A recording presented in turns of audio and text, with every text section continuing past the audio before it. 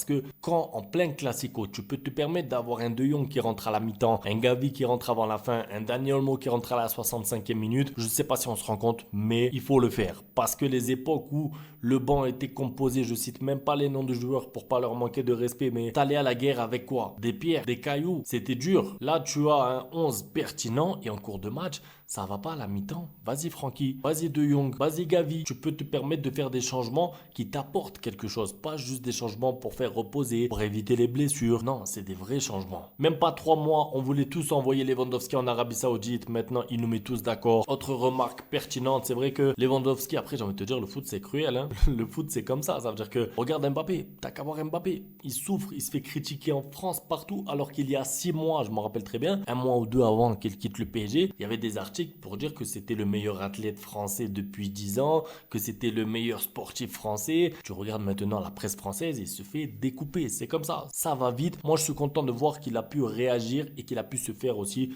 une santé parce qu'il s'est mis en forme. Physiquement, c'est pas le même Lewandowski. On peut parler technique, on peut parler anti-flic, on peut parler finition, mais déjà physiquement, tu le vois. C'est pas le même Lewandowski sur les appuis, sur les contrôles, sur les pressings aussi. Donc rien que ça, le fait de se mettre en forme physique à 100% à son âge pour entamer une nouvelle, peut-être même une dernière saison, c'est fort. Moi, j'ai stressé jusqu'au coup de sifflet final. Alors moi, honnêtement, non. Je le dis, c'est pas pour dénigrer le Real Madrid, mais dès qu'il y a eu le 3-0 de Lamine Yamal, c'était fini. Ça veut dire qu'à 2-0, je me disais encore, on sait jamais, parce que c'est le Real, on connaît, on a vu contre Dortmund et on l'a tellement vu dans plein de scénarios contre plein d'équipes. Quand le Real Madrid est mené 2-0, c'est jamais fini. Mais dès que Lamine Yamal a mis le troisième, il restait quoi? 30 minutes de jeu.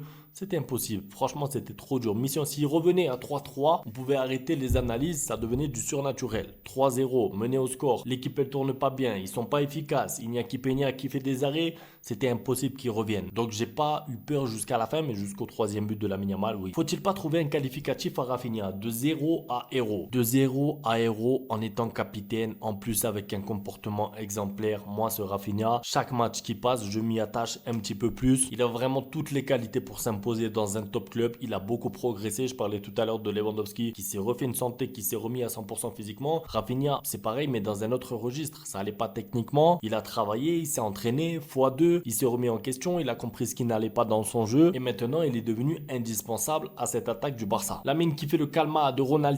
T'en penses quoi? Alors Ronaldo ou Penaldo, appelez-le comme vous voulez. C'est pas moi qui l'ai écrit. Qu'est-ce que j'en pense alors? C'est vrai que ça fait un petit peu débat parce qu'on se demande est-ce que c'est de la provocation? Est-ce que moi ce que j'en pense c'est que c'est un joueur qui avait à cœur de faire un gros match, qui l'a fait et qui a envie un petit peu de montrer, qui a envie un petit peu de faire plus et qui a envie de, voilà, calmez-vous, je suis là, qui débarque dans le foot, dans l'élite du football et qui a envie de s'imposer en termes d'individualité, mais aussi collectif, de gagner des trophées, de gagner des classicos, de faire partie de ce moment-là, de faire partie des matchs importants, les matchs historiques comme les classicos.